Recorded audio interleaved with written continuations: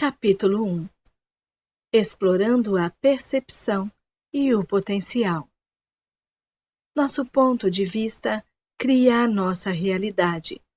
Quando estamos presos às nossas crenças, nossa realidade se torna rígida, estagnada e opressiva. Ficamos amarrados aos apegos porque perdemos a capacidade de reconhecer que temos a opção de ser livres. Quando nos olhamos no espelho, muitas vezes ouvimos em nossa mente uma narrativa do que vemos, uma definição do eu na forma de uma identidade baseada em nossos compromissos, ou seja, os pensamentos e convicções já aceitos de antemão. Essa identidade é proveniente de crenças ideológicas que chegaram até nós pela família, pela cultura, pela religião, pela educação, pelos amigos e por outras fontes ao longo do tempo. E essas crenças estão incluídas em um sistema único representado na imagem de um ser vivo. No meu caso, um ser vivo chamado Miguel Ruiz Júnior, com um ponto de vista que é exclusivamente meu. Cada um dos meus compromissos representa um apego que criei para mim mesmo ao longo da vida.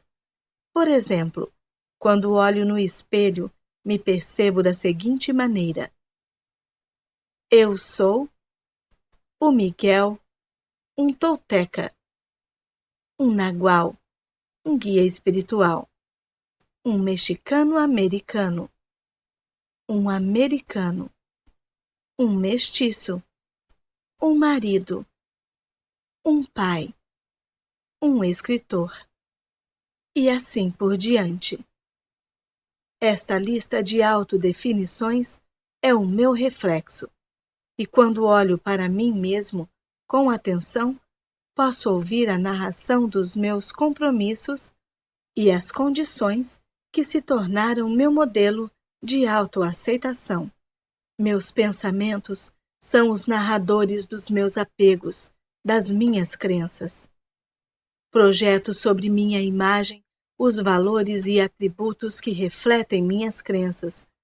Quanto mais apegado eu for a elas, mais difícil será me ver como sou neste momento e menor será a liberdade que tenho para ver a vida sob uma nova perspectiva e talvez escolher um caminho diferente. À medida que meus apegos se tornam mais intensos e mais enraizados, perco a consciência do meu eu autêntico, pois ele fica obscurecido pelos filtros do meu sistema de crenças. Na tradição tolteca, chamamos a isso de espelho enevoado, e é essa névoa que nos impede de perceber o eu autêntico. O que dá força a esses apegos é o amor condicional. Ao se olhar no espelho, em vez de se aceitar pelo que você é neste exato momento, provavelmente começa a dizer a si mesmo por que você é inaceitável do jeito que é e o que precisa fazer para ser capaz de se aceitar. Devo cumprir essa expectativa para ser digno do meu próprio amor. O desejo de obter a realização perfeita do modelo padrão de cada um dos meus compromissos distorce ainda mais o meu reflexo. Começo a me julgar e a me avaliar de acordo com os padrões dos meus compromissos, que se transformaram nas condições para a autoaceitação. Implanto um sistema de recompensa e punição com o objetivo de me preparar para chegar a esse modelo padrão, o que na tradição tolteca é conhecido como domesticação. A principal ferramenta usada para domesticar a si mesmo é a autocrítica. Se eu usar meu modelo padrão do que deve significar eu sou o Miguel, quando eu olhar meu reflexo, verei todas as falhas ou inadequações que saltam aos olhos, e é aí que a minha domesticação entra em ação. Não sou inteligente o bastante, não sou atraente o bastante, não tenho o bastante, não tenho isso ou aquilo, e assim por diante. A autocrítica reside onde a autoaceitação deseja estar. O apego a essas crenças e críticas negativas pode se tornar tão comum a ponto de chegarmos a nem reconhecê-las mais como condenações e as aceitarmos como parte de quem somos. Porém, em um nível bem básico, todas as autocríticas são consequências do que no fundo acreditamos a nosso respeito, independente de nos aceitarmos ou nos rejeitarmos. De todas as crenças das quais devemos nos desligar, esta é a mais importante. Abandone o apego à crença de que deve ter uma imagem de perfeição para ser feliz. E isso não serve apenas para a aparência, mas também para o modo como pensamos, a filosofia que seguimos, as buscas espirituais e o nosso lugar na sociedade. Todas essas coisas são condições sob as quais nos aceitamos. Acreditamos que para sermos dignos de nosso amor, precisamos viver de acordo com as expectativas que colocamos a nós mesmos. No entanto, o que precisamos é perceber que essas expectativas são a expressão dos nossos compromissos e não da nossa verdadeira natureza. Ironicamente, muitas vezes é no momento em que temos a oportunidade de ver a nossa verdade. Quando nos defrontamos com nosso reflexo, seja em um espelho ou no mundo, que os narradores falam mais alto. Sei de pessoas, inclusive eu, que se recusaram a se olhar no espelho, porque as autocríticas eram ensurdecedoras. É possível que as pessoas, tanto adolescentes quanto adultos, vivam de ilusão. É claro, é fácil culpar a mídia, a cultura ou a comunidade por perpetuarem imagens do que se espera de nós. Ficamos sobrecarregados por propagandas e imagens estereotipadas de heróis e heroínas, de belas donzelas em perigo, de atletas profissionais, de exemplos de feiura e de como não ser. Mas, no fundo, não há ninguém para culpar, pois uma propaganda, assim como a autocrítica, não tem poder sobre nós, a menos que concordemos com suas mensagens. E somente quando nos apegamos de forma voluntária a essas imagens e distorções é que a felicidade fica comprometida. Não precisamos assumir a culpa por essas autocríticas. Podemos simplesmente nos tornar conscientes de que elas são desenvolvidas em nossa vida desde a infância pelo processo de domesticação. Uma vez ciente das autocríticas, podemos recuperar a liberdade ao escolhermos para nós mesmos transcender o modelo de recompensas e punições que nos foi imposto para finalmente chegar a um lugar de autoaceitação. Nós temos escolha. Este é o nosso poder. Ao se olhar no espelho, você é o único que pode ouvir seus narradores. Apenas você sabe o que são aquelas autocríticas. Embora eles adotem qualquer voz e forma que você dê a eles, são apenas a expressão de algo que você já havia aceitado antes. Você pode escolher se afastar dos padrões que criam uma imagem não realista de você ao reconhecer seu poder de dizer não. Quando você deixa de acreditar em uma autocrítica, ela para de exercer qualquer poder sobre você. É possível escolher ver a si mesmo com aceitação, tendo como base a verdade inegável de que já é perfeito e completo exatamente da forma que é neste momento. A partir desse ponto de vista, você ainda pode decidir fazer algumas mudanças na vida. Mas agora, a motivação para mudanças não se deve à esperança de um dia amar a si mesmo, mas justamente pelo fato de já se amar. Quando o reflexo é visto desse ângulo, a mudança flui em sincronia com a trajetória de sua vida, e as possibilidades são ilimitadas. O sofrimento só ocorre quando nos esquecemos disso. Confundir perfeição com imperfeição. Quando meu pai tentou pela primeira vez me fazer entender que eu era perfeito, achei impossível aceitar. Tentei entender, mas não consegui. Eu estava apegado à crença de que a perfeição é algo a ser alcançado por meio de muito trabalho e dedicação, e de que eu ainda tinha um longo caminho a percorrer. Como eu podia ser perfeito? Eu ainda não tinha atingido meus objetivos. Eu não era o que eu queria ser. Não conseguia chamar a atenção da garota que eu queria. Não tinha o peso que eu achava que deveria ter. Então, continuei com minhas críticas, determinando todas as minhas imperfeições e depois as julgando. Com esse tipo de perfeição, sempre que nossa história não corresponde às nossas crenças, nós a classificamos como imperfeita. E depois nos punimos por não vivermos da maneira que acreditamos que deveríamos. Acabamos por desenvolver uma definição de perfeição que nada tem a ver com a real perfeição. Ser livre de todas as falhas ou imperfeições. Na maior parte das vezes, lemos essa definição com olhos julgadores, do ponto de vista de alguém de fora, que está tentando viver de acordo com as histórias que criamos para nós mesmos. Se por acaso alcançamos a perfeição momentaneamente a partir desse ponto de vista, nos recompensamos com amor próprio condicional.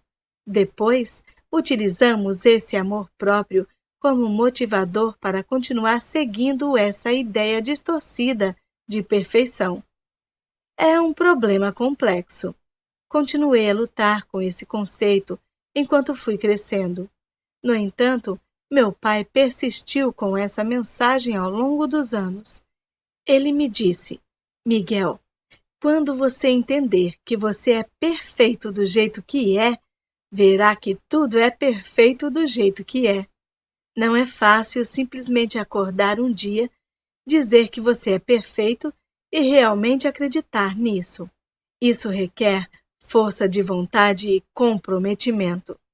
Em primeiro lugar, você deve deixar para trás quaisquer falsos ideais de perfeição. Deve se livrar do apego àquilo que acredita ser seu eu perfeito. Para aprender essa lição, precisei parar de me julgar por não satisfazer minhas próprias expectativas e aceitar a mim mesmo por quem sou neste exato momento. Comecei do princípio, aprendendo a me amar e a agradecer toda manhã por estar vivo.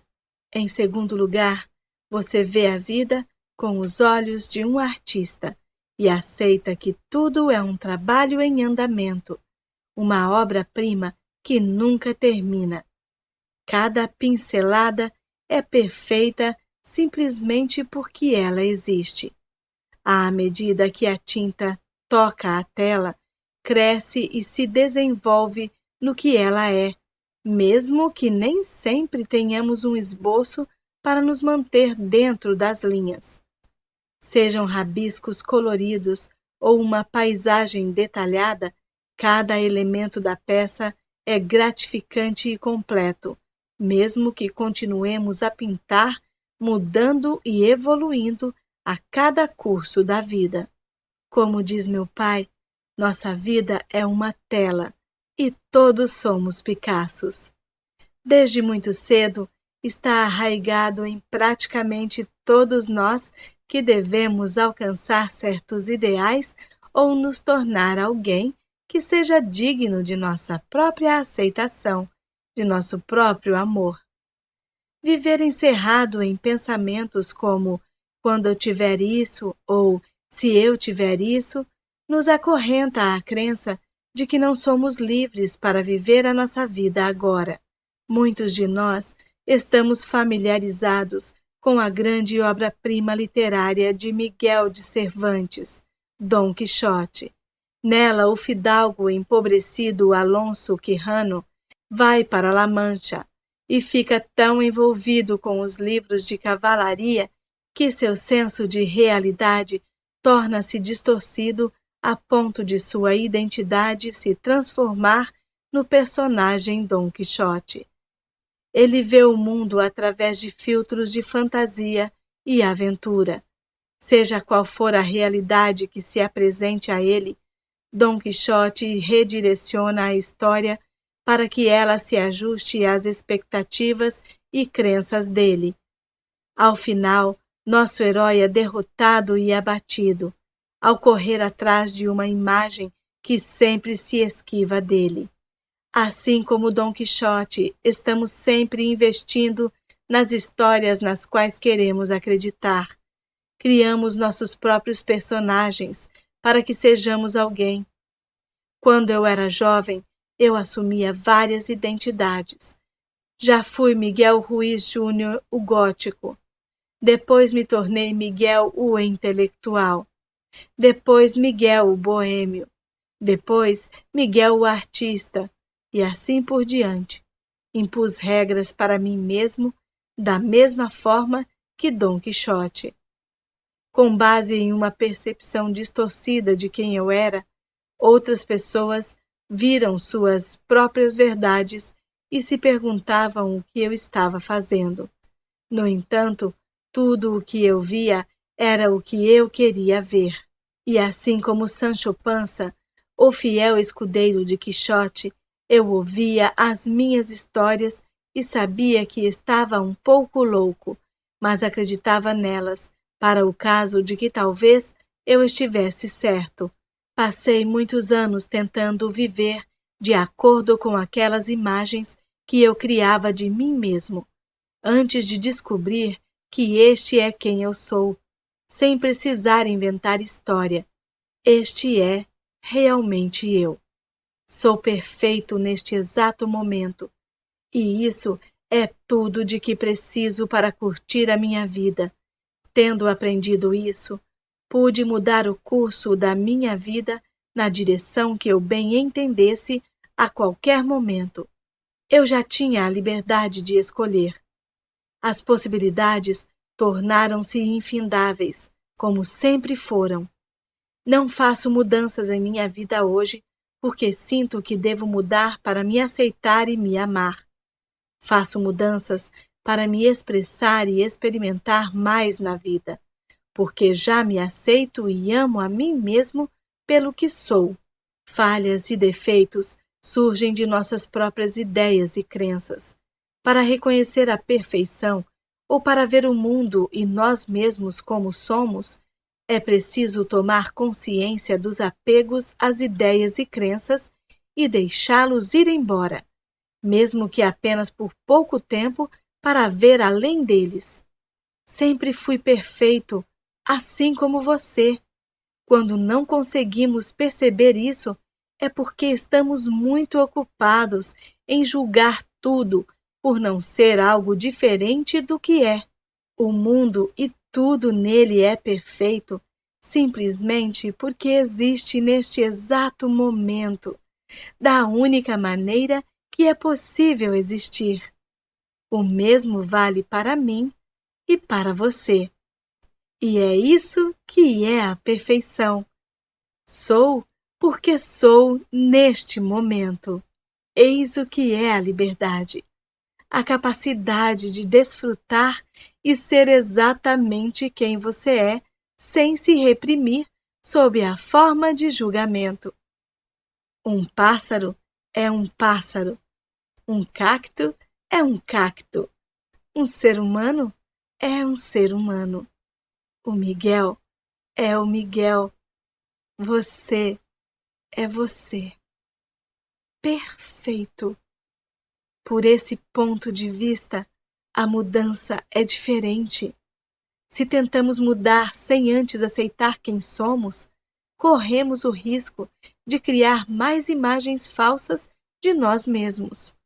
Mas se nos aceitamos pelo que somos neste exato momento, mudamos porque queremos crescer e evoluir com a vida, e o amor já não é mais a condição para a mudança, e sim o ponto de partida.